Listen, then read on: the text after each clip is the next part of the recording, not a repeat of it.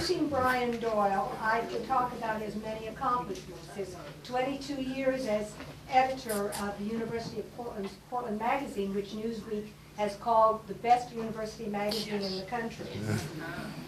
Take that, Gonzaga. I'll tell you that he's the author of 13 books that include collections of award-winning essays, poems, short stories, and a novella, the editor of several anthologies, and that his work has been published in the Atlantic Monthly, Harper's, Orion, Commonweal, and many others. But instead of telling you all those things, I'd like to say that I love Mink River. This book opens a world of wonders for the reader, ranging from a sagacious, compassionate crow that talks, called Moses, and worried man, a Native American elder who is bent on tracking down the source of time. In the intermingling of Irish and Native American cultures, the stories of the characters unfold as each seeks to find her or his way through darkness to light. I don't have my copy of my Mink River here tonight for Brian Doyle to sign because it's on semi-permanent loan to all my friends and acquaintances, and maybe someday I'll Excellent. get that. Please welcome Brian.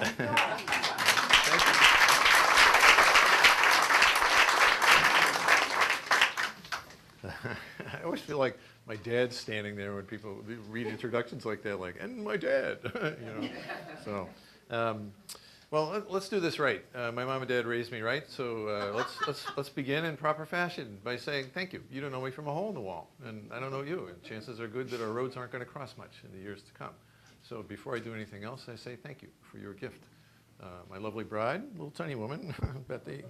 Yay high. I get down on my knees to propose, right? So we're eye to eye. She says, lust and romance are great, but witness is the great story. Attentiveness is the great gift. To pay attention to each other, to listen, to dig each other, even for a little while, is the greatest thing that we can possibly do. So thank you very much for your gift to me. So I'll read some of Mink River and stuff, but my readings are always very odd. Has anybody here seen me do a reading before? Yeah, we have one poor man. My readings are very strange, and so I'll read some of Mink River, but I'd like to begin to relax myself and everybody else to try to get you to laugh. So can I tell you a couple stories first, and then we'll do Mink River? And then if you want to ask questions and stuff, that's a lot of fun. I've been visiting book clubs for 3 years. I'm still visiting. Every week I visit a book club. It's unbelievable. So everybody has questions about Mink River. Many of them are very funny, I think. So we'll talk about that later. But let me start. Can I start by telling 2 stories? I was talking to my dad the other day. My dad's 92. My mother's 91. It's a May-December romance, as my father says. And, my father's the longest-lived Doyle male ever. My father, he's still smoking his cigar. He loves to say, the Doyles, we die young, but we never lose our hair. I'm like, Dad, that's a bad calculus. You know. Anyway, I was talking to my dad the other day, and my father says, I know what the 7th circle of hell is. It's the children's element. It's the elementary school Christmas pageant. They should issue you a large glass of whiskey as you walk into the auditorium. And I'm saying, Pop, what are you talking? What are you going on about? And he goes, you don't remember. And so he told me 2 stories of my many brothers. We had 7 brothers and 1 sister in my family. Everybody always goes, oh, your poor sister. My sister beat us up regular, okay? And then just as we got big enough to beat her up, she went into the monastery. You know, how low is that? So my father tells me these 2 stories. So let's relax first by listening to these stories. 1, my brother Tommy, the youngest of us, right? 8 children in the family. Tommy's the youngest. My mother, we're not sure my mother knows his name. She calls him 8 every once in a while just to piss him off, you know. So Tommy's in kindergarten. He's 6 years old, and we have family dinner, right? It's chaos as usual, and so Tommy, after dinner, Tommy goes to my mother.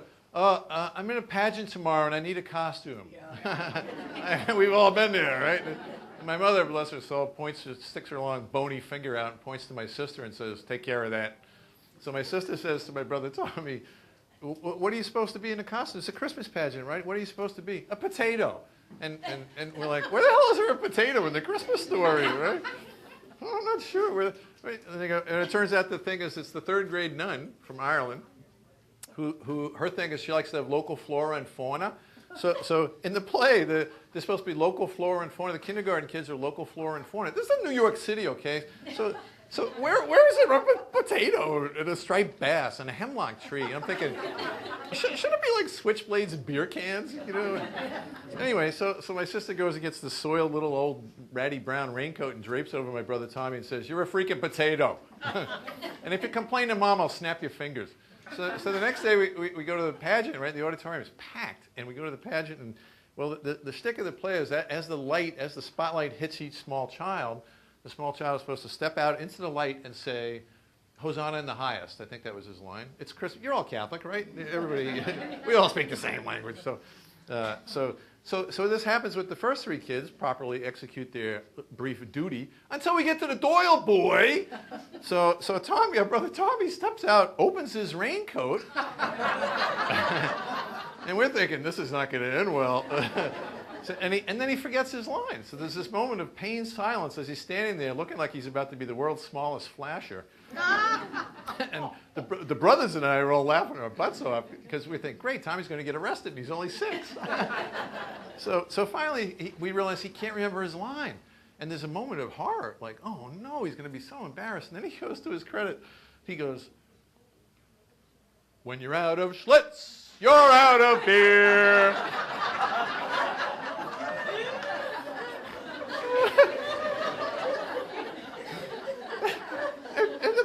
There's a shiver of absolute horror in the auditorium, except the Doyle family's weeping with laughter. My father said later, I laughed so hard I thought I was going to urinate in my underwear, said my father. Anyway, so my father's giggling. He goes, "You don't remember the story about Peter either." I said, okay, Pop, lay it on me. And he goes, a year later, my brother Peter, the next youngest brother up, he's in 3rd grade, same nun running the Easter pageant. Again, you're all Catholic, you understand what this means. The same structure. This time the little kids are in the front. The 3rd grade kids are in the front as behind Jesus is resurrected, you know. And so my brother Peter's supposed to be, all the kids are in cardboard eggs, painted cardboard eggs, right? And as the light hits your egg, the top of the egg pops up and the child pops out and says, "He is risen," right? It's Easter, right? "He is risen." And so this happens again properly with the first 3 kids until we get to the Doyle boy. And so Peter pops out, the light hits him and he pops out and he goes, "Jesus Christ, it's hot in there."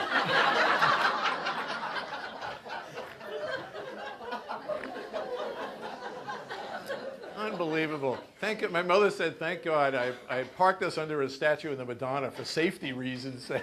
So anyway, so somebody, I was visiting a class, I love visiting grade schools, and I was visiting a grade school recently, and a kid said to me, like, "Why did you become a writer?"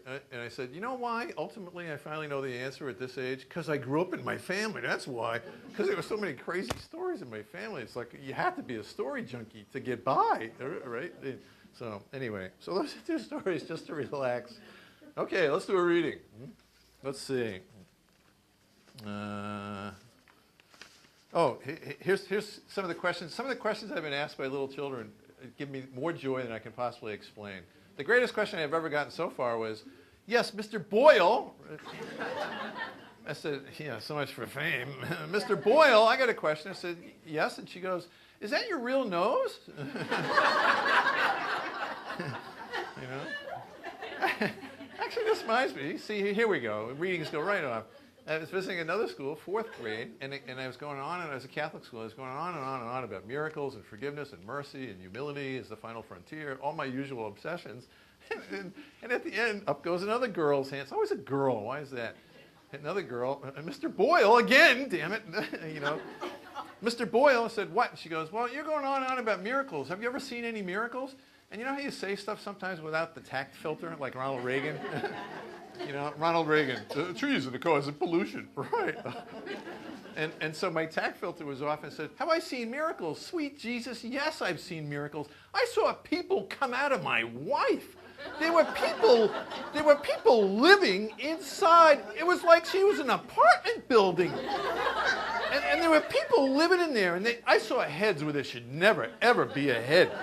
And an arm came out one time, and every liquid you can imagine. And I suddenly, like, snap awake and realize, uh-oh. And I look up, and every single child is looking at me like... And the poor teacher, the sweet young teacher, all the blood had drained out of her face. You know? She said to me later, Mr. Doyle, you're the greatest birth control device ever. So I was visiting a school, I was visiting a kindergarten recently where the kids, they didn't read Mink River, but the teacher read it to them over the course of a year. Isn't that cool? You know, I was like, okay, I've gotten a lot of compliments for Mink River, believe you me, and a lot of insults. We'll talk about that later. But that, I thought, what a great compliment. Oh my God. And so the kids had written down questions at the end of the year, when they'd heard Mink River, they wrote down some questions for Mr. Doyle when he came to visit. And here's some of the questions. Why don't you write about other birds? If I become like you, I will write a novel about a ruffed grouse, not a crow. How do you make your stories so long? And my favorite, how do you write your letters so tiny that all those words fit on the page? You know, and there I couldn't resist messing with his head saying, well, there's a little tiny lady in your computer, and when you type, it goes to the lady, and she's really tiny, so then the lady turns it into little tiny words in the books, okay? Are you writing that down? And the kids are writing it down. I realized, I'm a bad person. I'm a bad man. Have you ever seen a lovebird? You must see a lot of crows where you live, Mr. Doyle. Have you ever written a book about a red-winged blackbird? Why have you only written one big fat book? Like, rotten kid. So, anyway, Mink River, let's talk about it for a minute. One of the things that I think really worked for me by total cheerful accident was that I had never written a novel before. So I had absolutely no assumptions and expectations, and this is how you're supposed to do it. I just did whatever I damn well pleased. And so one of the things that happened to me,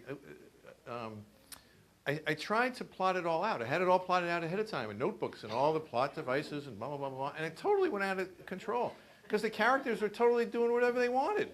And it was actually a problem. After about 200 pages, I called a friend of mine, David Duncan, the great novelist, David Duncan. I said, this is chaos. They're doing whatever they want. You know, nobody's listening to me at all. I get this at home, man. I don't need this in my book. And he goes, so your problem is that your characters are too real? I said, yeah, everybody's doing whatever they want. They're doing things I don't approve, like especially Grace. I'm like, don't date that guy. What are you, an idiot? And he goes, so that's not a problem. If they're real people, let them go. I'm like, let them go? This is going to be a 10,000-page novel. Tolstoy's dead. You know? He goes, no, let them go. You can always cut it. If they're real, they'll tell you what to do. And that was hugely freeing for me. So I worked and I wanted to write music. I wanted to write, you know, I wanted to push language into ninth gear sometimes and just push it as close to music and not like a novel with a capital N or literature with a capital L, but a story that you couldn't help but read, you know. And I've gotten a lot of letters from women who said, I love your book, you know, I read it at night in bed, you know, and I'm like, great, a lot of naked women are reading my book, excellent. You know. Also, it seems to me book clubs generally are female, and so I've had a lot of letters from women saying, oh my God, I loved your book, and I read it to my husband in bed at night, and I'm thinking I'm probably widely hated by husbands. You know, damn it, the game is on. Who is Brian Doyle? You know. So anyway, when I was done, one of the problems was you're supposed to get up and be articulate, do readings and stuff, but I'd worked so hard to put all the pieces together that it was really hard to find a piece to read. You know, so the first couple of readings I did were awful because I had no idea what to read. You can't just read plot devices. That's stupid, right? And so then I finally realized the one great passage to read is when, did everybody here read it? If you haven't read it, raise your hand. Let me see. Let me show you. What the hell was more important than Mink River?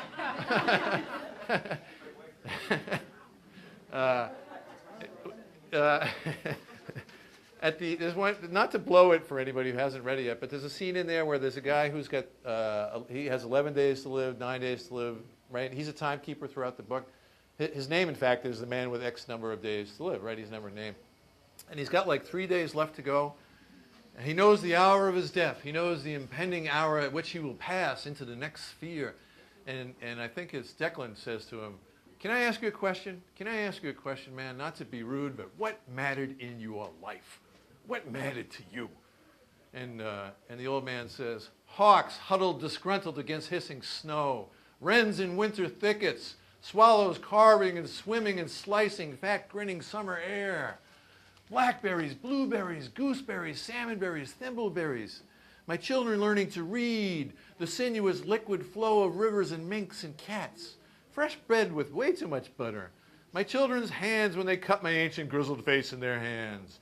Exuberance and ebullience, tears of sorrow which are the salt seas of the heart, sleep in every form from doze to bone weary, the shivering ache of a saxophone and the yearning of an oboe. Folding laundry hot from the dryer, cobblers and tailors, spotless kitchen floors, the way horses smell in spring, postcards in which the sender has written so much that he or she could barely squeeze in a signature.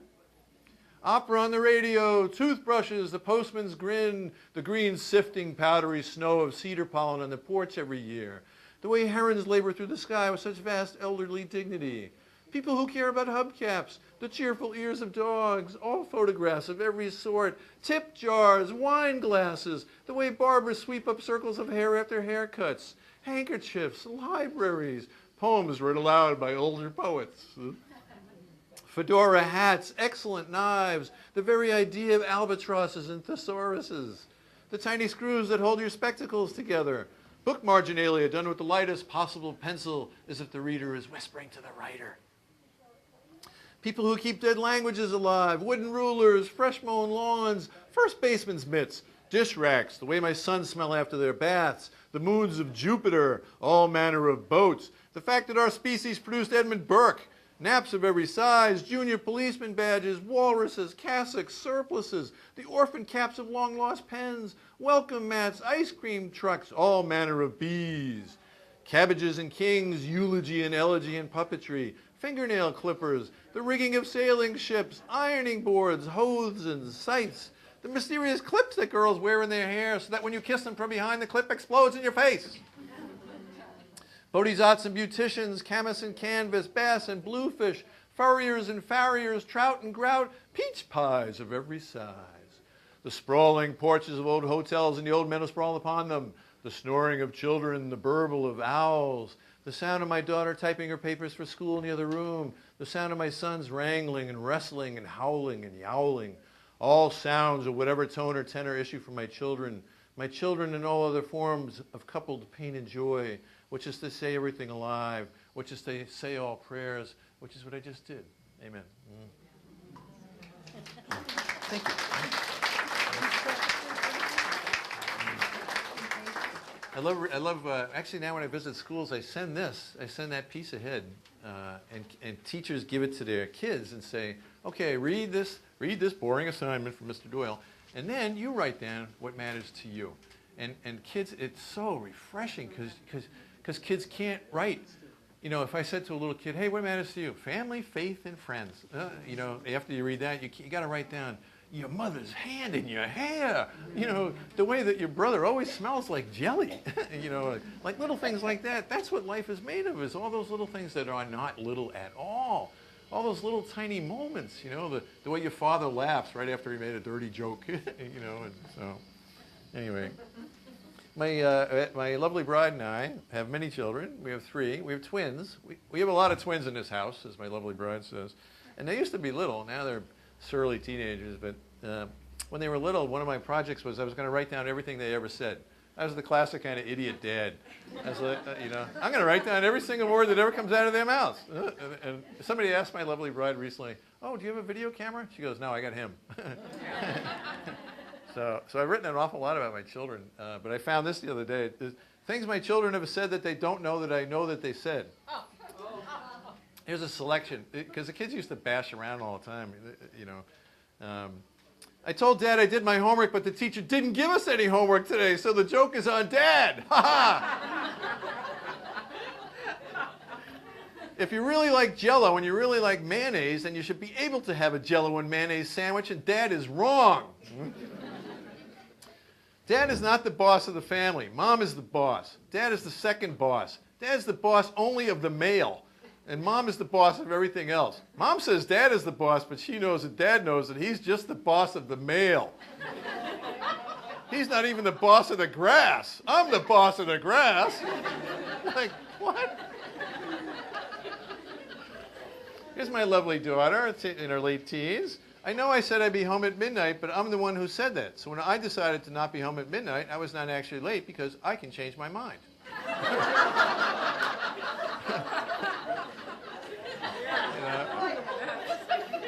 You You know what the word Jesuitical means? Yes. This reminds me. One of my other sons, my other son, said to me recently. I've heard all my children have said to me, "You're the worst dad ever. I hate you." Blah blah blah. Everybody's heard that, right? If you haven't, you will. And so my son Liam says to me, "You're the worst dad ever. The only reason you wanted to be a dad is so you can be mean to me." And usually you just let that go, right? And this time I called him on it and said, I'm sorry. Let me get this one straight.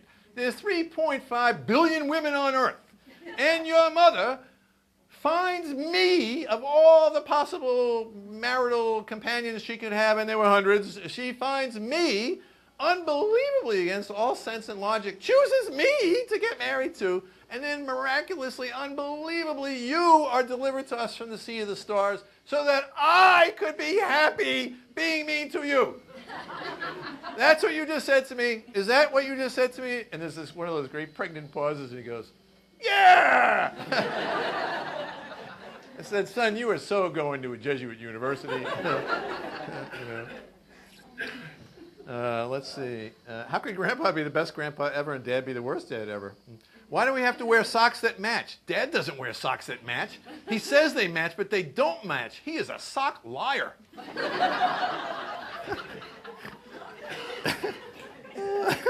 God help me. If Dad dies, Mom has to marry his next younger brother. And if that brother dies, she has to marry Tommy because he's the last brother in the family. But if Tommy dies, she's an unrestricted free agent. Dad said so.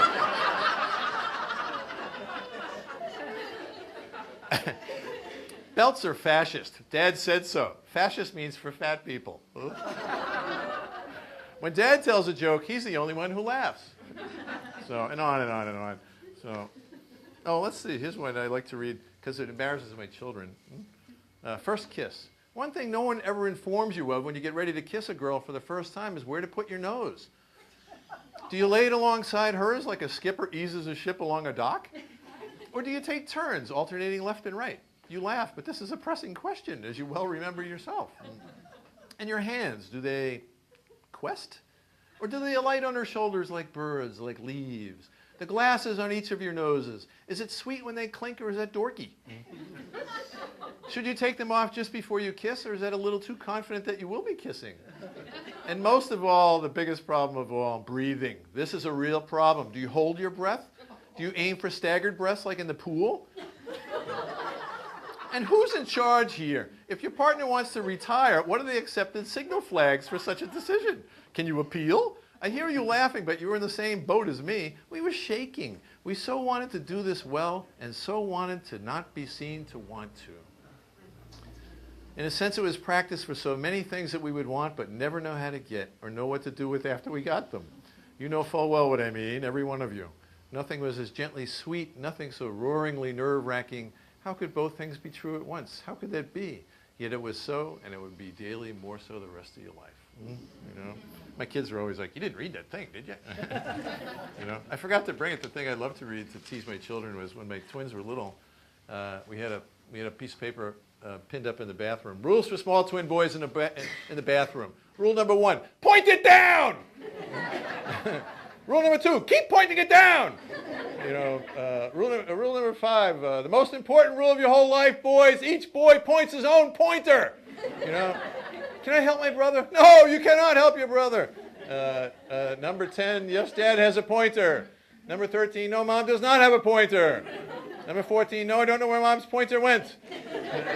Number 15, yes, no, I don't know if God has a pointer. Number 16, yes, God would point it down if he had a pointer. Et cetera, et cetera. I used to read it all the time and I'd give out copies of it. So I think that's actually pinned up in bathrooms all around North America. So I'm a bad person. Let's see. Well, I have two. I tell you what. Another question I get all the time at book clubs is, do you speak Gaelic? And the answer is yes. Poorly. Does everybody here speak Irish? You're all Catholic and you all speak Irish, yes? No? I'm in the wrong audience. The very first Gaelic, my grandmother lived with us. My grandparents were all immigrants from Ireland, and my grandmother lived with us for a while. And so she had not grown, she didn't speak English until she was probably 12. So fluent Gaelic speaker, but she wouldn't speak it in the house because to her it was an bíl bocht, the poor people's tongue. the poor tongue. It reminded her when she was a really difficult childhood. She had an awful childhood. Except when she lost her temper, and then she'd go right back into Gaelic. So the very first Gaelic we learned, let's do a Gaelic lesson. Ready? This has never happened in the pond house before. Ready? Repeat after me. Pogue. Pogue. Mahone. Mahone. And you put it together. Pogue Mahone. Pogue Mahone. That means kiss my butt. The very first Gaelic I ever learned was Pogue Mahone Gamini Dia Tu, which means kiss my butt, God bless you. Which is it's very Irish. It's called the left hand, the right hand in Gaelic. He was a son of a bitch, God rest his soul. So, anyway, a lot of people have told me they were really rattled the first time you encountered Gaelic in the book, right? But then it sort of works. And I was really intent to try to write it in such a way that it would be translated fairly quickly. But I wanted you to see the language. It's a beautiful, seething, sinuous, serpentine, sonorous language. And when you hear it spoken, it really has a very kind of a swinging rhythm to it, you know. And but a lot of people have told me this. The section they liked is when Owen is asked to give a speech at the funeral, right? And he gives a really honest speech in Gaelic, and then Grace says to him, "Oh, that was so sweet. You know, could you translate what you said?" And he's like, "Uh-oh." You know. By chance, I've done 2 readings in Gaelic and American, with a friend of mine who's a fluent Gaelic speaker. And the first time we did it, we chose to read the wrong section, which is the section where Owen is courting Nora on the beach, right? And he's trying to teach her Gaelic, and she finally says, "Listen, I don't understand a word of what you're saying. You just speak the language, and I'll just listen to the music of it." And he says, "So if whatever I say, you don't have the slightest idea what I'm saying?" And he's like, and she says, "Yeah." And he switches into Gaelic and says, "Great, like, so you take your shirt off." And then it goes down from there, you know. And so we're about to do this reading. We look up and we realize there's 100 teenagers in front of us. We're like, "Ooh, no, this is not going to end well." We'll get arrested for sure. So, but here's a little bit of it, just to hear the language. Does anybody speak it? Does anybody? I have a terrible accent. I have a bad Wicklow accent, I've been told. So, let's see. Shilmas gurb ferran sharak a dolfal o defir, fair fragras gamam, motrab a ba egir august bal a cure a shirpud pasticom norak, single befur, cruanak dueten, a lika clan arbi. Personally, I thought Red U was a mean little man who would sell his own sister for the price of a crippled calf. And the way he treated his children was a shame sufficient to prove that some men ought not to be granted children at all. Lovely line. I forgot I was so mean to him. There's 3 bad guys in the book, as I remember. I feel like I'm visiting Mink River all the time, and everybody knows much more about it than I do at this point. It was taught at the University of Portland last year, which I found very intriguing. And so I went to visit the class, and I spent half the class with my mouth open going, "You got to be kidding." Like, what? Like, one kid said to me, "Well, everybody's in the book goes, it's a 2x2 book. Everybody's paired off. There's lots of different pairings. It's all 2x2. It's a very mathematical book." I was like, wow, really? You know, I've heard it's all about death. The whole book is about death. I've heard that it's a very lascivious book. I got an angry letter from a librarian. I was like, really? Like, I didn't think it was lascivious. I thought it was a little sensuous here and there, but so anyway, one more little snippet. Let's see. Cumnar dem gata agu firham shlad miranan a kurgra kalklain ina shed rana sin da bin shir nadar akant sansa. We'll remember what he did well and celebrate that, which is pretty much the 4 children sitting in front of me in the front row of this chapel. So really this prayer is for them, for their peace, and for the new joy they might find in a world without the cold blizzard of their father's temper. It's like, whoa. But there's three bad guys in the book, and one of the things I wanted to do is to try to give a little jolt of light to the dark men and a little darkness to the light people. Nobody is good and evil just by itself, right? George Bush is wrong. There's no heroes and villains. Everybody's a hero and a villain together. You have villain threads inside you, as well as many more heroic threads inside you, you know? And so one of the things I wanted to do, like the guy who beats his son, right? There's a scene where he's trying to light a cigarette. And I deliberately wrote that scene because I wanted you to see, he's trying to light a cigarette and he burns his lip. Because he's going, "God, help me. I love that boy. I love that boy so much. Why do I do this? Please help me. Stop. Help me. Help me. I'm driving him away. I can't stand myself." He burns his lip. And I wanted to write, like, come on, he's a guy, you know. And so Cedar, who's a good guy, Cedar has a little too much of that paternal, I'm going to take care of everybody. I'm going to make everything okay for everybody. You can't do that. You know, you learn this as a dad. You know, when they're little, when your kids are little, all you got to do is protect them against cars and dogs. And then after that, they're going to get their hearts stomped on them forever, and there's nothing you can do. First time some guy broke up with my daughter, I was awful tempted to go over his house and hit him with a baseball bat. But my daughter said no, so. And we didn't have a bat in the house either. Who doesn't have a baseball bat? So, but the same thing with Worried Man. Worried Man's a great guy, you know, but there's one scene where his wife, Maplehead, about rips his head off, where he has a little heart attack, right? And Maplehead says to him, let me get this straight. You're going up to the mountain. You're going to go look for time on the north face of Mount Hood after you had a heart attack. You're going to walk away from everybody you love, and everybody who loves you, you're a selfish old man, and you ought to be ashamed of yourself. And she rips him one, and she's right, you know. And so I wanted to write like people who were for real, you know. But the one place I didn't do that was with old Red Hugh O'Donnell. I killed him with great joy. I don't feel bad about it. So, anyway, let's see. Well, let's see. Let me see. What's up next? You want to take a break and ask questions? Or should we just keep going right along? Keep going. Just keep going? All right, one quick question. Who's our youngest child? Who's our youngest person here? Madame? You can ask me if it's my real nose or what's the score of the game. Does anybody know the score? There's an NBA final game on tonight? Okay. Okay. No, I don't have tattoos anymore. No.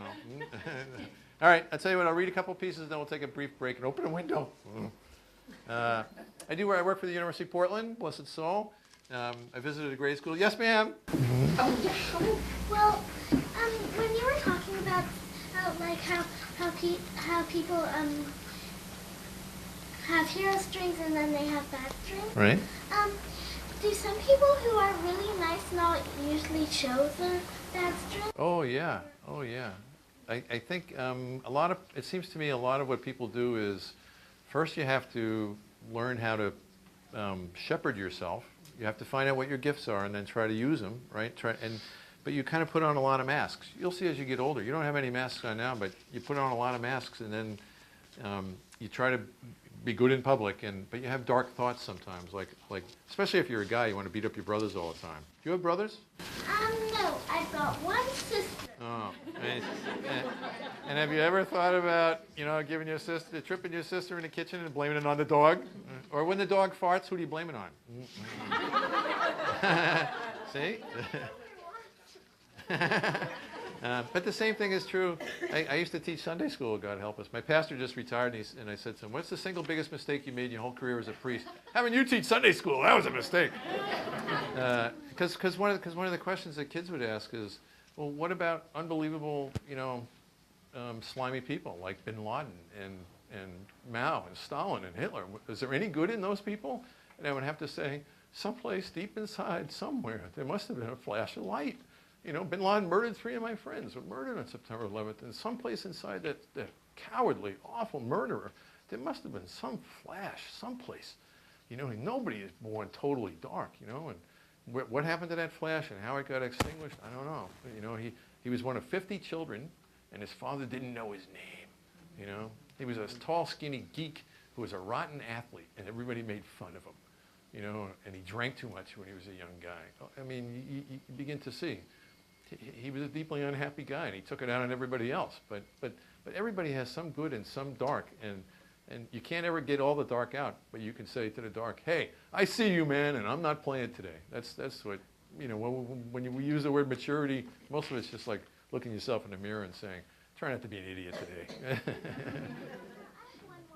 Shoot. Are there any? It's about the same thing. Are there anyone who have a lot of good in them, but they only show the bad side? Oh, I think so, yes. I think so. And I think so, yeah. You're going to go to the University of Portland, I see. Yeah, see me after class. What's your name? Sophie. Can we have a round of applause for Sophie?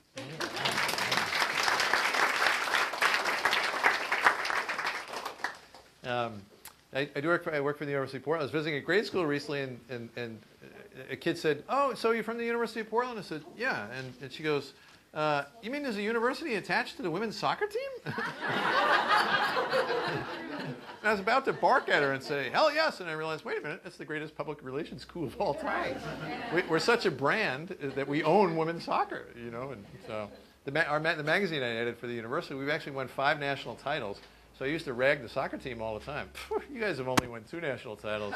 You know, we won 5. In my view, we're kicking your butt. And so, do you know who Christine Sinclair is? Everybody know Christine? Christine's about 6 feet tall, muscled, and she's got a dry, evil sense of humor. And we were taking a picture once with her teammates for the magazine, and I made that joke for the 400th time. I'm a guy, you make the same joke over and over. And she goes, you know, Mr. Doyle, we've heard that joke one too many times, and we're a lot younger, taller, and stronger than you are. I was like, good point, Christine. So anyway, my job at the university really is to be a story catcher, you know, and then share stories. I mean, it's sales and advertising in the end, but I get to tell stories about the place. And here's one of the most amazing stories I've ever heard.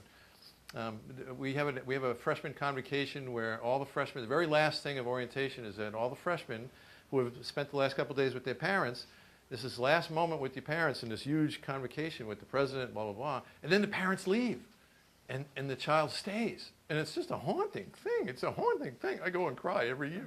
My mother said to me the other day, are you still crying in public? I said, yes, Mom, good boy. My mother, at our family reunion, we have the Kaylee every year. At our Kaylee last year, my brothers and I discovered a great secret that none of us had known. When we were all little boys, my mother would tiptoe in magically, and we slept 2 by 2, but she would tiptoe in and say, she'd wake you up very, very gently and say, you are the smartest and handsomest of all the brothers. You'll never be the tallest, Brian, but you are the smartest. And it turns out she did that for all the brothers. And we didn't know that, right? So this becomes clear at the table, and we're all like, what? And my sister down the end of the table is like, Mom and Dad thought you guys were smart. You know. So. Anyway, at the university, so this is a haunting moment. And last year, a couple of years ago, I was at the convocation, I was standing there weeping by the women's bathroom, and this happened. In the back of the cavernous, echoing convocation in August for the shy freshmen dipping their toes into the roaring river of the university for the first time, there were also, of course, a raft of outwardly calm but inwardly rattled parents of every gender. And I got to talking to a tiny mother, and as soon as she started talking about her daughter, she burst into tears right there by the women's bathroom. But she recovered fast and started talking faster, and I think you should hear what she said. This is the greatest moment and the worst moment of my life, she said. I was just changing her diapers a minute ago. Now she's all legs and curiosity. I can't believe she's not coming home tonight. I'll get ready to send her a text message at midnight. Where are you? Come home now. And she won't come home tonight. She'll be here with you. I love that, and I can't bear that. Her father can't stop crying, you know. He's out in the truck. Everybody thinks he's a tough guy, and he's out there crying in the truck. These are our babies, all these tall babies. Will you take care of her? This lady was about 4 foot nothing. And she's looking up at me, waving her finger after a while. Will you take care of her? I was like, yes. These are our babies, all these babies. She's scared more than she admits, you know. She brought her baby blanket, you know, in the bottom of her luggage. She doesn't think I know, but I know. I held it against my face last night when I packed her bag, and it smelled like her, and I cried and cried right into the bag. I hope you know how great she is. She's the greatest kid in the history of the world. She wanted to come here so badly. The day the letter came from you, she danced right out the front door and across the grass and around the neighborhood, waving that letter at the neighbors, and everyone was laughing and pouring out of their houses to give her a hug because everybody loves her. You'll love her too, you'll see. You better take care of her. She didn't want to go anywhere else. We tried to be sensible, but she wouldn't hear of it. She knew this was the place for her. She knew she would get in. She never wears socks. She'll get sick twice this year. You mark my words, October and February. Are you writing this down? I was like, yes. I actually took notes for this on a dollar bill because I was so desperate to catch her music. Are you writing this down? Can you tell the nurses here? She wants to be a nurse, you know. Her grandmother was a nurse, my husband's mother. He's still out in the truck crying. He says he'll be fine by dinner. He will not be fine by dinner. He used to carry her on his back all the time when she was little. They would climb mountains that way with her whispering and singing into his ear. He makes fish just the way she likes it. He says he's going to go talk to your chefs here about how to cook their fish right. She'll be the best nurse there ever was. She has the biggest heart of anyone God ever made in a million years. I can't stand it that she's not coming home tonight. She's not coming home as a kid ever again, is she? Will you take the best care of her that you can? Do you swear? Because I spent every minute of every day since she was born thanking God for the gift of that kid. And even when she was bad, she was the best kid ever. You promised me you'll take care of her. I can't stand this. You'll know her. She's tall with long hair and blue jeans and a smile. I was like, great, that reduces it to about 2,000 for me, thanks. You know, you can't miss her. When you meet her, you'll know who she is. You'll know, trust me. Once you meet her, you'll never forget her for the rest of your life. Trust me. I was like, I was sobbing, you know. And so she vanishes into the cavernous maw of the convocation, poof, and I'm standing there, and so then I realized, I know what I'm supposed to do in life, catch a story, and share it. That's the only thing I'm any good at. You know, my kids say, Dad, no offense, but you're not good at anything else. So. Do you ever notice when people say no offense means I'm about to offend you? You know? So and I realized, oh my God, so I took notes as fast as I could, because the way she spoke, she had this great salty, honest, sweet thing, you know, and I wanted to catch that. And so I got as fast as I could back to my office, and I'm taking notes furious. And then I went upstairs to talk to the president. We're still small enough as a university, I can go bang on the president's door. So I go up there, and I'm about to bang on his door. His door's closed. He's a priest, right? It's a Catholic university, not a Jesuit university. and I'm about to bang on his door, and his secretary says, no. I was like, what? And she goes, he's on the phone. It's really important. I said, this is more important. And she goes, yeah. So I bang on the door. Bang, bang, bang. And I hear a voice inside his office going, I know it's you, Brian. Go away. And they're like, this is really important. Come on, Father, open up. And he goes, all right, come in. And I go in, he's on the phone, but he's got his hand over the mouthpiece, you know, and he goes, what? I said, this unbelievable thing just happened to me, this story. Oh, my God, I got to tell you this story. We got to take care of this kid. He goes, all right, fine. And I said, what are you doing? He goes, I'm on the phone with a $5 million donor who's about to give us $5 million. I was like, yeah, call him back. You know, I told this story at a university, and 2 fundraisers came up to me afterwards and said, who was the guy on the phone? I was like, oh, no. So I explained the story to him. He goes, I'll call you back, sir, blah, blah, blah. And I explained the story to him. He goes, oh, my God, that is a haunting story. Our job is clear. Did you get the woman's name? I was like, yeah, I know. He goes, what's the daughter's name? I was like, yes. And then to his eternal credit, without cracking a smile, he goes, why the hell do I employ you? I was like, I got to go back to my office, Father. Anyway, all right, let's take a quick break and talk Mink River for a minute. 2 minutes.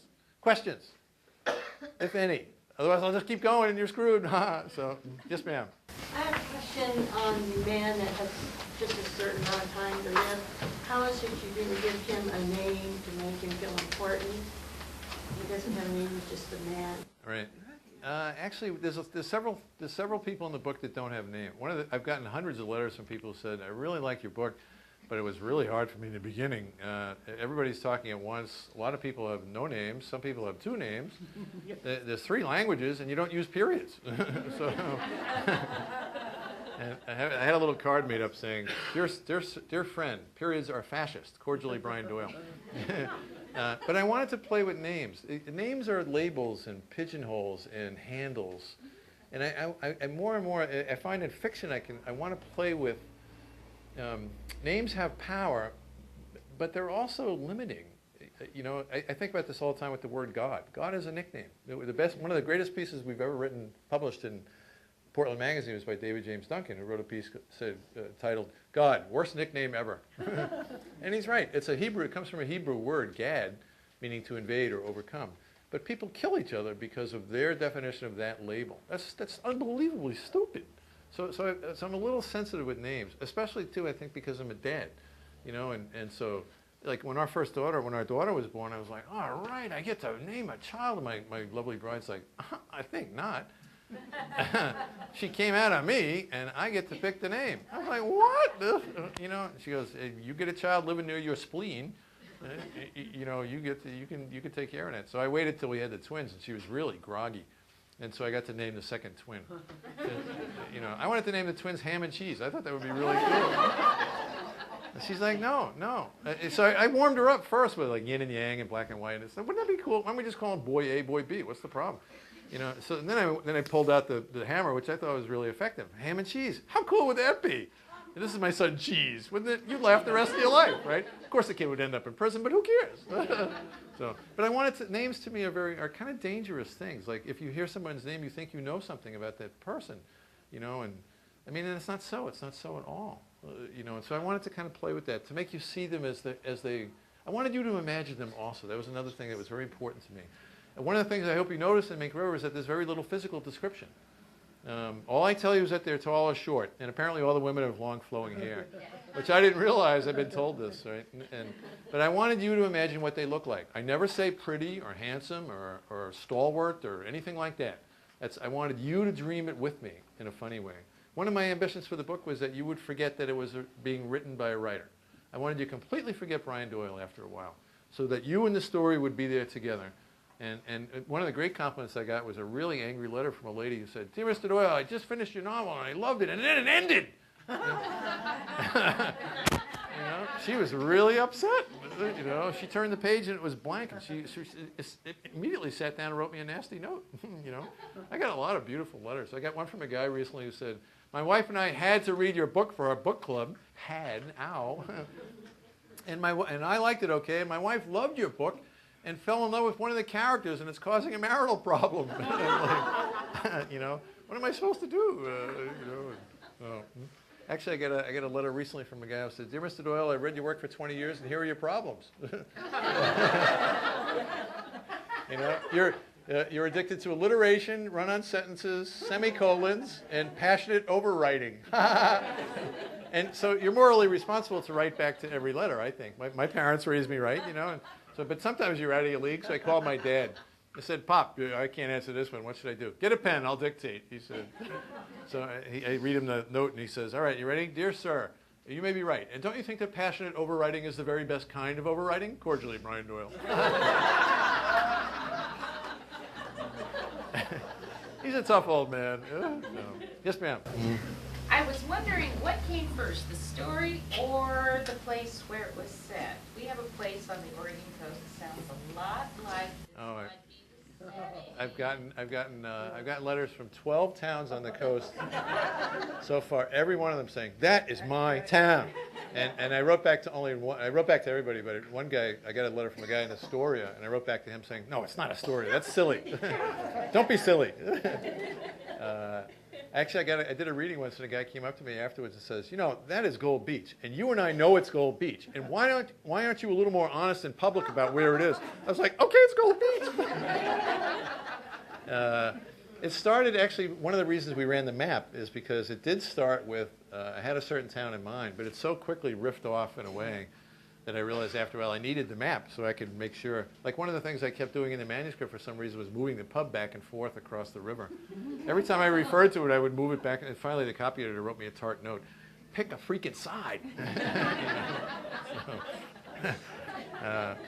So it was, it was this, I guess, well, part of it, I think the impetus for the book was I grew up in New York City.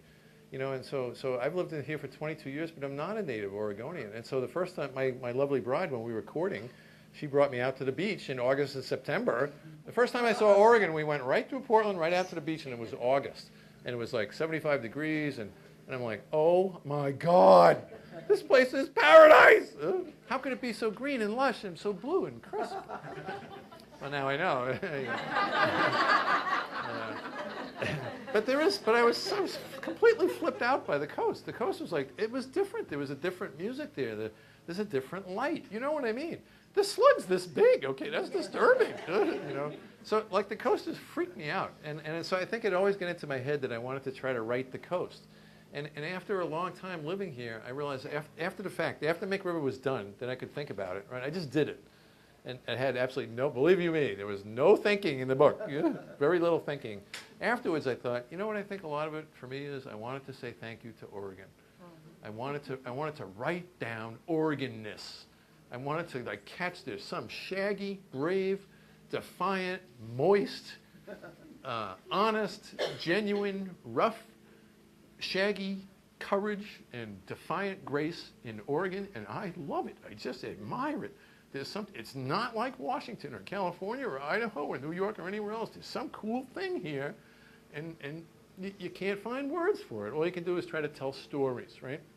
You know, Ken Kesey, that's a good Oregon story. We made Ken Kesey, man. Ursula Le Guin lives here, for heaven's sake. You know, and I mean, the stories of Oregon, there's a great line from Wallace Stegner who says, "The West is the geography of hope, And I think that particularly applies to Oregon, I think. There's a classlessness here. People don't care about your social class. They don't really care about money. They don't care what your dad did for work. They don't care how long your family's been here. They care about you and what you're going to do with your creativity and your gifts. How are we going to change the world? Let's go. Let's hold hands. Let's go.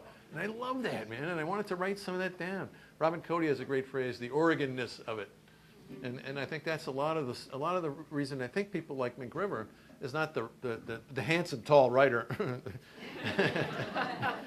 but the Oregonness of it. I mean, I think this is one of those books that if you live in Oregon, you should read it. You know, like Molly Gloss and Barry Lopez and David Duncan and Ken Kesey, and everybody should read Sometimes a Great Notion by Ken Kesey if you live here. There's some basic texts, you know, and I hope to God McRiver's one of them. Robin Cody says, I think this is the 9th greatest Oregon coast novel ever written.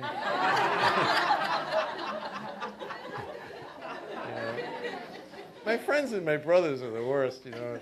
My brothers love to send me the nasty remarks from Amazon, right? So far, the best bad remark was, this is the worst book ever written, W-O-R-S-E. A family of copy editors thought that was pretty funny.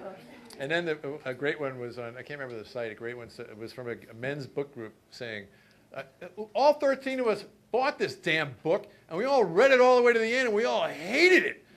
And I'm thinking, so you all bought it, and you all read it all the way to the end? I win! Bummer! But also, my publisher and I were talking the other day, it's also quite popular outside Oregon, which I find interesting. And for a while, we were puzzled. I figured everybody in Oregon was sending one copy to all their cousins in Iowa. And then we finally realized, I think a lot of the reason that people like it, too, is that it's about town. What is a town? You know, it's about townness, right? So I got a letter from a lady who said, you know, no disrespect, no offense, there it is again. But you lived in New York, Boston, Chicago, and Portland. What the hell do you know about small towns on the Oregon coast? And I wrote back saying, no one lives in a city. Everybody lives in a little 8-block village. Nobody lives in the city of Portland. Nobody lives in the city of Milwaukee. You live in a little section, a little village inside, right? Where you know everybody around you for a few blocks. You know who to trust, who has tools you can borrow, who you should check on if you haven't seen her for a couple of days. Maybe she fell down, right? Which kid's going to steal your bike and which kid you should buy Boy Scout cookies from, right? I mean, everybody lives in a little village, and that's what I think a lot of what McRiver is about, is holding hands against the dark in your group, in your village, your place. There's a great Gaelic word, mishnuk, which is mistranslated as fortitude. It's more like stay with the boat. Hold hands and stay with the boat, you know? It's easy to quit. It's easy to quit being married. It's easy to get mad at America. It's easy to get mad at the government. Stay in the game. You know, people ask me all the time now, how can you be Catholic? You know, how could you possibly be Catholic after the unbelievable, slimy, criminal stuff that went on in your church? And my answer is, how the hell can I not be Catholic now? How could you quit? What kind of coward would quit at this point? I'm staying in and I'm throwing out all the criminals. You know, I'm going to protect every child myself if necessary. You know, you can't quit. That's easy to quit. That's what little kids, that's what teenagers do, for God's sake. Yeah. Stay in the game, you know, so no disrespect. No offense. Suddenly all the teenagers leave and give me the finger. So, yes, ma'am. I want to know which character you started with. It actually started with the two old men at the table. The beginning of the book is actually where that was the very beginning of the story. I could hear their voices. I wrote a short story with many of these characters many years ago, published it, cashed the $12 check, and thought I was done. But then I could hear those two guys talking. And so their voices were it just spins, and then more and more voices and more. The whole book I wanted to be braided voices and stories and trails and tendrils and weaving, and you know what I mean? That's why it's so unnerving, I think, for a lot of people in the beginning. Because it's like, what? You know, like I got a bunch of letters from people said when Danny flies off the cliff, right? And then suddenly the next scene is something completely different. They're like, what the hell happened to Danny? Yeah. Ah! What kind of novelist are you? But I wanted you to stay in the game. We'll get there eventually. But I wanted the stories to kind of braid and weave, and you know what I mean? So the two old men at the table I thought were cool. Just sharing a beer and eating salmon berries. I just got an email from a guy in New York City. I've looked everywhere for salmon berries online. Can you direct me to a website where I could buy some salmon berries? I was like, man, you don't know Oregon, man. you know. You even eaten a salmon berry. Oh, I love salmon berries. In the botany books, many people don't like them. They're kind of bitter. And then one of the botany texts I used for most of my research was they're referred to as insipid. So, I just got a note from a sweet girl who wrote me a letter and sent me a photograph. She made a salmonberry pie. She was down the coast and made a salmonberry pie. I don't have the heart to write back and say, was it any good? You know? Did you barf? So, other questions, or I'll keep going? Yes, ma'am. Worry Fan was a storyteller, and while I was reading it, I just pictured like a grandfather, like maybe you had a grandfather that told stories, or someone. I was just curious who he was. Well, I was very intent in the book that nobody's based on anybody, and there was really my lovely bride. It was my first reader. I gave her the manuscript, and she read it and goes, "Who are all these women? Who are these based on? You have a crush on Grace?" I was like, no. So nobody's based on anybody. I wanted to listen to the voices. I could hear my father says to me, "So you wrote a whole novel because you heard voices in your head?" I'm like, yeah, actually. So nobody's based on anybody. I did have I've had a very entertaining and strange Irish Catholic childhood. In fact, hang on one sec. Please hold. Oh, here. My brothers and I at our Ceilidh a couple of years, last year, my grandfather, John Francis, was one of those Irish Catholic guys who was locked in his dignity, you know what I mean? Always beautifully dressed, 110 degrees, he'd be in a full suit and tie. He'd be horrified that I'm in public with my button unbuttoned. It's just not done, you know? So for him to say, "I love you," would be like, whoa, way too naked. You're like, does not happen. So, but he was very fond of imprecations and ejaculations. He used to say the wildest things. So my brothers and I started to write down. They said, "You're the family scribe. Write down everything we can remember about Grandpa, all the stuff that he said, all the crazy stuff." And so I began to do that, and then we had an epiphany at the table, where again my sister said, "Oh my God, Mom and Dad thought you guys were smart." So, this is called Sweet Teenage Mother of the Mewling Baby Jesus. "Sweet Mother of Jesus in the heavens above us, poor huddled mammals," my grandfather used to say. "And sweet Mother of the Lord of the forest, sweet Jesus in the rack and ruin of the sea, I'll be swoggled." He used to say that all the time, and we'd be like, what the hell does that mean? What does that mean, swoggled? What does that mean? "I'll be buck naked with a beer and a floozy and a ridiculous excuse." So this explains my childhood, you know. "Did you leave all the rest of your brains on the Pampas in Argentina? I would have married your grandmother in any language inventable.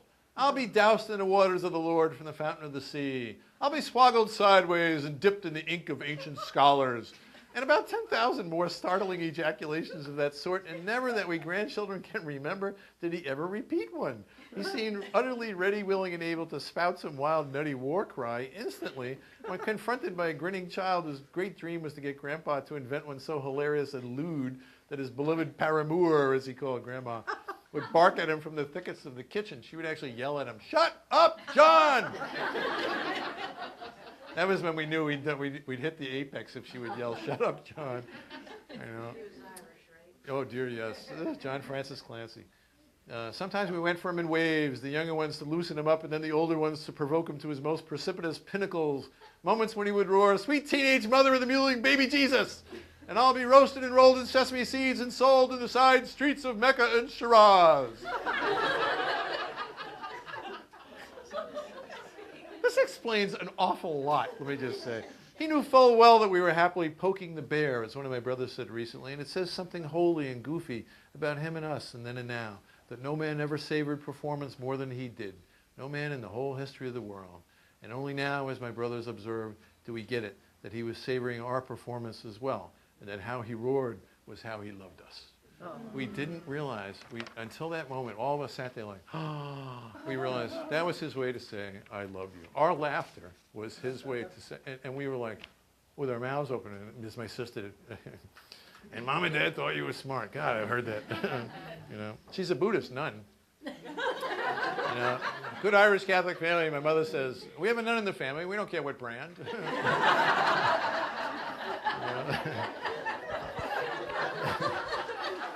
And that was a total accident. I was writing the scene, for those of you who read the book, I was writing this, the first time he speaks is in Owen's shop. And I was writing a scene because I wanted to write a scene with male smells, right? So there's oil and leather and paint and footballs and old ratty TVs that are smoking slightly. I mean, it's like guy stuff, right? And so the camera eye in the scene is scanning through the shop. I actually spent the day. A friend of mine has an auto body shop, and I actually spent the day in his shop, just walking around. He finally said to me, "Don't you have a job, for Christ's sake?"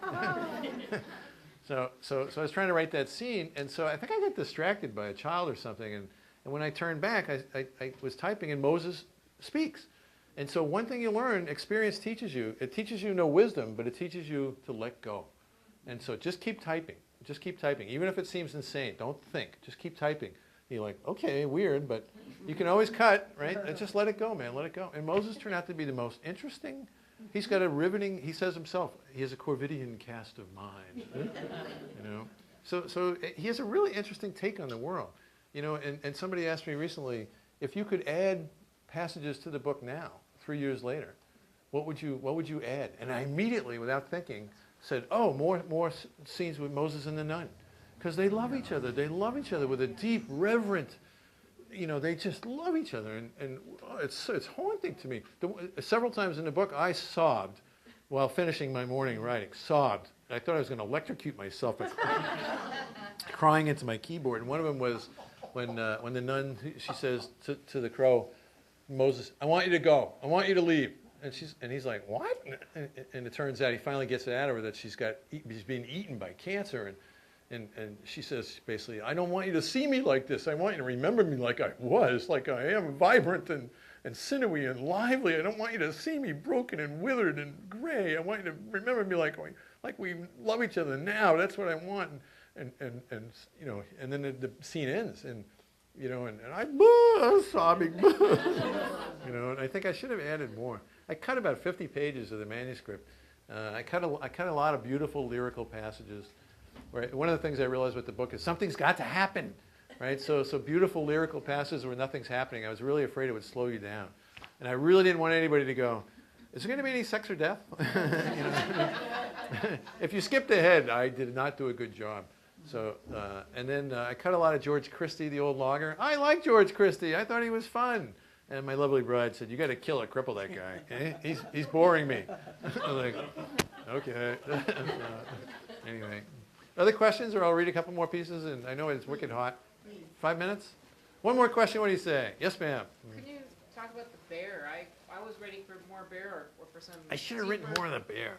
Some deeper symbolic thing that was going to happen to the bear, and then just kind of goes. Yeah. That was another scene where I was writing along thinking, I wonder what's going to happen next. And suddenly Cedar turns and says something in a language no one knows, and the bear walks out of the woods on her hind legs and picks up the boy. I'm like, holy cow! The one time in the book I was totally flummoxed is when there's a scene where the guy has the gun at Michael's head right there in the car, and the guy has the gun to the back of his head, and basically I couldn't think how to get out of it. So I just stopped and I called a friend of mine who was a detective and said, here's the scene. How do I get out of this? He goes, man, basically you're screwed. I was like, what? And so the next morning, thank God, here comes Moses. So I should have wrote. There's a lot of one of the things I wanted to do, and I probably slightly did too much of it, is leave holes, like leave places that. What? Because I want you to imagine it too. Like a question I get asked a lot is, at the end of the book. For those of you who didn't read it yet, cover your ears. At the end of the book, you find out that Cedar was sewn back into his skin. Oh my God, he was in a war. He got sewn back into his skin. Oh my God, by the doctor. And so people will say, well, how did he get from being sewn back into his skin in the war to being found waterlogged in the river? And I'm like, I don't know. How should I know? Yeah, it's like I have the slightest idea. And kids especially are totally wigged out by that. Well, what do you mean you wrote the book? I was like, man, I was just witnessing the people. I don't know all the answers. Believe me, as a dad, I know. Actually, I can answer one of them now. One of the questions I got 100 times, I kid you not, was what happens to Declan? Right? For those who read the book, remember Declan just sails off. Right? And so it turns out a lot of people think he killed himself. And so at book clubs especially, people would say, what happened to Declan? What happened to Declan? And I'd say, as my usual stupid way, I don't know. I have the faintest idea. And then in the 101st time, I thought, I don't know, but I'd like to find out, actually. So I started to type. The only way I'm going to find out is to type. And I wrote a whole other novel. I wrote another novel called The Plover. It'll come out next year. Thank you. But it's not a sequel. It's not a sequel. I'm going to have a little card made saying, it is not a sequel. It's all about what happened to Declan. Declan sails out of Mink River, gets his own book all by himself out on his boat, and nobody from Neowanica returns, right? So I'm really careful. I don't want to. I'm going to get 100 angry letters. Dear Mr. Doyle, I hate you. Love, Mom. One or two more pieces? Yes, ma'am. This kind of goes to interpretation, but after reading the book, there was one page I couldn't understand because everything else links. It is so lyrical. But the page I couldn't understand, and I finally figured it out today. It's the Gaelic page. The Gaelic page. No, I'm teasing. All of those. Was the one where the doctor was looking at the two boys. And the way that page was written, it was almost ominous. It was like something changed his life. He was looking, and I waited for something bad to happen with these two boys, and they never again reappeared. I wanted to, there's two places like that. That one I actually remember what I was doing, not often the case. There's two places like that in the book where I wanted to write something that seems so tiny, but it isn't. I wrote that scene to crack the doctor open. He's a little stiff. He's a great guy, but he's like my grandpa, right? He's very much in his dignity. You don't even know his name, right? And so there's two scenes like that. The other one is when Nora and her mother go up the river. Nora's got the black dog. She's got the black snow falling heavily, and Owen can't get her out of it, and she doesn't know how to get out of it, and she weeps all the time. Her father can't get her. You can't get somebody out of the black snow. You can't. Everybody here knows what I mean. Your love will not heal somebody. It doesn't work that way. So she sees a water ouzel, and that's the one, just somehow, for some reason, God knows why, and you know what I mean in your life. Sometimes the little tiniest thing just cracks you open like an eggshell. Just a little tiny moment. You see two little boys holding hands. They're like, oh, for some reason it just breaks you open. And that's what I wanted to do with the doctor, was just give him a little tiny tink, and he begins to get warmer. And so at the end of the book, he's getting warmer, right? And he gets with Stella. Well, he gets close. I didn't figure it out until today. And it's brilliant. Oh, thank you. Oh, you're a fine reader, I think. Aha! Actually, another thing I should probably admit it, I wrote the very end of the book. The original end of the book was the second to last scene, right? I wanted to gather everybody back together again and feed them. It felt like it's a holy thing. It's a sacrament to eat together. It's the most ancient holy thing that we do, is present food to each other. Here, eat. I mean, that's the genius of the Mass. You're all Catholic. So I wanted to, and it kind of felt kind of paternal. Like I want to gather everybody together in a nice fire-lit room and give everybody great food. It's the rains begin, and so we're going to have pie, gooseberry pie and salmon. And I've been to book clubs that have the exact food in the book, which I find funny. I'm going to be the fattest writer ever soon. And so I wanted to gather everybody together. I was like, yeah, this is great firelight, and everybody's together, and nobody's arguing, and it's really great. Oh, yeah, no, this is a Walton's episode, for God's sake, no. So I deliberately wrote the last scene of the book just to have the book slide away. I wanted it to end sideways, kind of. So like you turn the page, you're like, what? And I wanted that. I wanted you to have a feeling that there's a lot more going on beyond the page. That was one of my ambitions. I don't know how to phrase it even, but I wanted you to feel like there's a lot of other things going on, and we're just getting some. Not only with the characters, you only get some of what's going on with these characters in their lives, but also you should have a sort of inchoate feeling, that there's a lot of other things going on in the background and beyond, So that's why that's a great compliment when that lady said, and then it ended. She was, anyway. Well, one more little tiny thing and then we'll go. I know we're late. We're here till midnight, right? We're here all week. Here's a tiny, here's two tiny things. Another thing I want to do at readings is, I hate readings that are all just me. That doesn't seem fair, So here's a little Ray Bradbury to travel with. I wish you a wrestling match with your creative muse that will last a lifetime. I wish craziness and madness and foolishness upon you. May you live with hysteria, and out of it make fine stories to share. Which finally means may you be in love every day for the next 20,000 days, and with your love remake the world. Ray Bradbury. Oh, God, isn't that cool? Yeah. Okay, and then a kid, again, a girl, Mr. Boyle, said to me recently, what is all your work about? What is your writing career about? And this is a question usually you run sprinting in the other direction from, right? And I said, I think it's about grace under duress. I think it's about Mishnuk, holding hands against the dark. I think it's about bringing creativity and love to bear against darkness and despair, and giving darkness the finger with insisting on hope. I think it's about that there are no little things, that this is an incredible gift, and sometimes it's really painful and we don't understand why, but it is. You know, deal with it. And so here's a last thematic note like that, a piece called The Squirrel. Here you go. Here's a moment to ponder carefully. We think that there are greater and lesser moments, but how immensely and ridiculously wrong this is. For here is a boy riding along my street in the summertime. He's perhaps 6 years old. His bike is wildly blue. He sees a smear of squirrel in the street. He pauses, using the heels of his sneakers as brakes. He looks, he dismounts, he sets his kickstand. He looks down, he kneels and gathers up the shredded creature and walks to the shady ravine where we saw the coyote that time. And he gives the squirrel back to the tiny creek. He washes in a muddy puddle, and then he rides off. I am the man who saw and testifieth of these things, and what I say is true. I saw a boy bow before a holy thing, for all things are holy. And he reminded me, and now I remind you, go and do likewise. Amen. Thank you.